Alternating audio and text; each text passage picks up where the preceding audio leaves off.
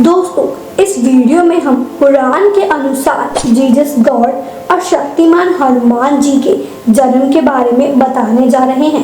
क्या दोनों का जन्म एक साथ हुआ है? क्या दोनों बचपन में साथ पले बड़े और खेले हैं? इस वीडियो में हम इस रहस्य से पर्दा उठाने वाले हैं। तो अगर आप भी जानना चाहते हैं कि हनुमान जी और जीसस गॉड का आपस में क्या कनेक्शन है, तो वीडियो को अंत तक ज़रूर देखें ताकि आप किसी भी जानकारी से वाकिफ ना रह जाएं।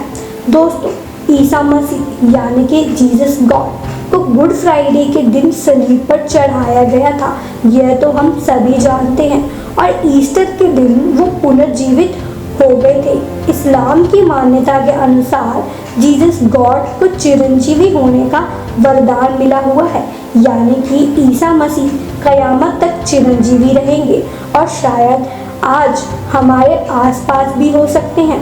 कुछ ऐसा ही हनुमान जी के साथ ही समान सुनने को मिलता है। हनुमान जी भी 8 चिरंजीवियों में से एक हैं। आपको यहाँ बता दें कि दोनों की जन्म कथाओं में अद्भुत समानताएं मिलती हैं। महावीर हनुमान जी के जन्म की कथा जिस प्रकार से बहुत अद्भुत, दिव्य और अलौकिक है, उसी प्रकार से ईसा मसीह के जन्म की कथा भी बहुत ही दिव्य, अद्भुत, अलौकिक और बहुत ही रहस्यमय है। दोनों ही ईश्वरीय सत्ता के महान स्वरूप के रूप में पूजे जाते हैं। महावीर हनुमान जी की जन्म कथा का प्रमाणिक रूप वाल्मीकि रामायण में मिलता है। वहीं ईसा मसीह या जीसस क्राइस्ट के जन्म की कथा पवित्र बाइबल और कुरान शरीफ दोनों में थोड़े थोड़े अंतर के साथ मिलती है। लेकिन यहाँ पर आश्चर्य की बात यह है कि जहाँ पर महावीर हनुमान जी का जन्म ईसा मसीह के जन्म के हजारों साल पहले हुआ था, वहीं दोनों के जन्म की कथाओं में आश्चर्यजनक समानताएं क्यों नजर आती हैं? वाल्मीकि रामायण की कथा के अनुसार महावीर हनुमान जी की माता अंजना पहले स्वर्ग में पुंजस्थली नामक अप्सरा थी, जिन्हें एक श्राप मिला था। और यह श्राप किसी और ने नहीं बल्कि दुर्वासा ऋषि ने माता अंजना को दिया था, जिसकी वजह से माता अंजना को धरती पर एक वानरी के रूप में जन्म लेना पड़ता है, जो कभी भी अपना रूप एक इंसान की तरह कर सकती थी। वाल्मीकि जी के अनुसार माता अंजना जी ने कुंजर नामक वानर राज की पुत्री के रूप में जन्म लिया था। एक बार जब वो गहने और जेवर और सुंदर मालाएं पहनकर एक पर्वत की चोटी की तरफ जा रही थी, तो उसी समय पवन उनके आंतरिक अंगों में प्रवेश कर गए थे। पवन ने इस प्रकार उनके आंतरिक अंगों में प्रवेश करने पर अंजना ने पूछा कि वह कौन है जो अदृश्य शक्ति है, जो उनकी एक पतिव्रत होने की इच्छा को तोड़ रहा है।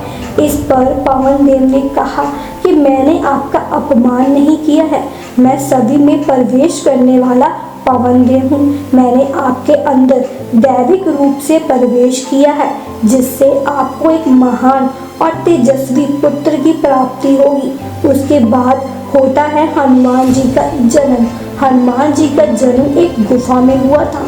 और सबसे महत्वपूर्ण बात यह है कि हनुमान जी का जन्म प्रजनन प्रक्रिया से नहीं बल्कि प्रज्ञा क्रिया से हुआ है। प्रजनन क्रिया में बच्चे का जन्म संभोग प्रतिक्रिया से होता है, वहीं प्रज्ञा का अर्थ होता है प्रकट होना या आगमन होना या किसी चीज का पाया जाना। इसीलिए हनुमान जी का जन्म नहीं हुआ था, वह पाए गए थे या प्रकट हुए थे या फिर दैविक रूप से उनका आगमन हुआ था।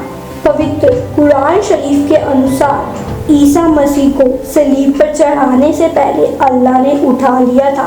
ईसा मसीह के बारे में कहा जाता है कि वो कयामत के रोज वापस आएंगे। इसका अर्थ यह भी हो सकता है कि ईसा मसीह चिरंजीवी हैं। पवित्र कुरान शरीफ में ईसा मसीह के जन्म की दिव्य कथा है। पवित्र कुरान शरीफ में ईसा मसीह को इब्न मरियम कहा गया है, परमेश्वर का पुत्र नहीं बताया गया है। कुरान शरीफ में एक पूरा अध्याय है मदर मैरी या फिर मरियम के नाम पर, जिसे सूर्य मरियम भी कहा जाता है। इस अध्याय में ईसा मसीह के दिव्य जन्म की कहानी दी गई है। सूर्य मरियम में दी गई कथा के मुताबिक अल्लाह ने मरियम के पास अपनी रूह भेजी थी, जो एक फरिश्ते में बदल गई थी। मरियम ने उस फरिश्ते को देखकर कहा कि वो उससे अल्लाह की शरण मांगती है। फरिश्ते ने कहा कि उसे अल्लाह ने ही मरियम के पास भेजा है ताकि वो उसे एक बच्चा दे सके। यहाँ मरियम कहती है कि ऐसा कैसे हो सकता है जबकि उन्होंने आज तक किसी भी पुरुष स्पर्श भी नहीं किया।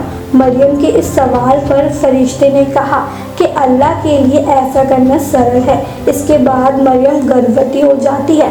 कुरान शरीफ के अनुसार अल्लाह मरियम को संतान देते हैं, लेकिन वो उसके पिता नहीं हैं और ना ही ईसा मसीह अल्लाह के पुत्र हैं, जबकि बाइबल में ईसा मसीह को परमेश्वर का पुत्र कहा गया है और ईसा मसीह परमेश्वर को पिता कहकर बुलाते भी हैं।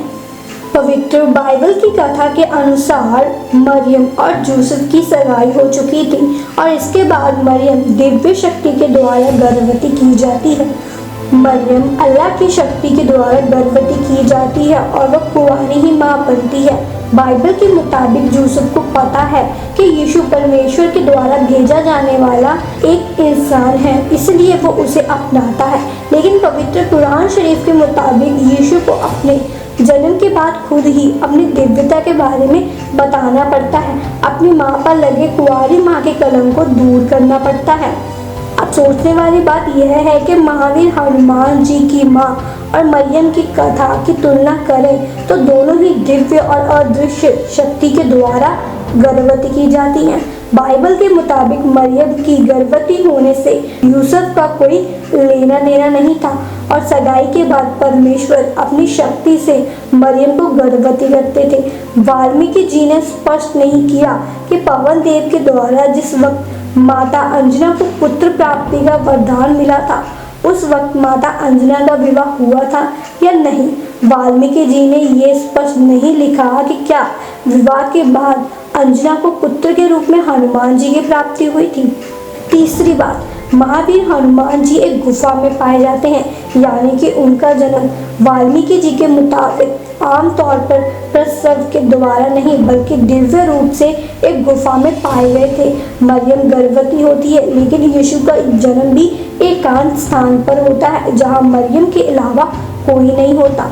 तो दोस्तों, यहाँ पर कहा जा सकता है कि वाल्मीकि रामायण में हनुमान जी के जन्म की कथा जिस प्रकार से दैविक और दिव्य तथा रहस्यमय भी है, उसी प्रकार बाइबल में दी गई यीशु मसीह की जन्म की कथा ठीक उसी प्रकार रहस्यमय, दिव्य और दैविक है।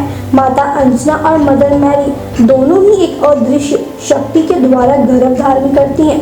दोनों के ही पुत्रों का जन्म प्रसव पीड़ा से नहीं हुआ था, यह रहस्य है। और दोनों ही जगत पिता यूसुफ और केसरी वास्तव में यीशु और हनुमान जी के जैविक पिता नहीं थे। तो दोस्तों, आपकी क्या राय है इस विचार पर कमेंट सेक्शन में ज़रूर लिखें। वीडियो अच्छी लगे तो लाइक करें और इस वीडियो को अपने मित्रों के साथ ज़रूर शेयर करें ताकि उन्हें भी इस बारे में जानकारी मिल सके। और चैनल पर नए हैं तो सब्सक्राइब करना बिल्कुल ना भूलें।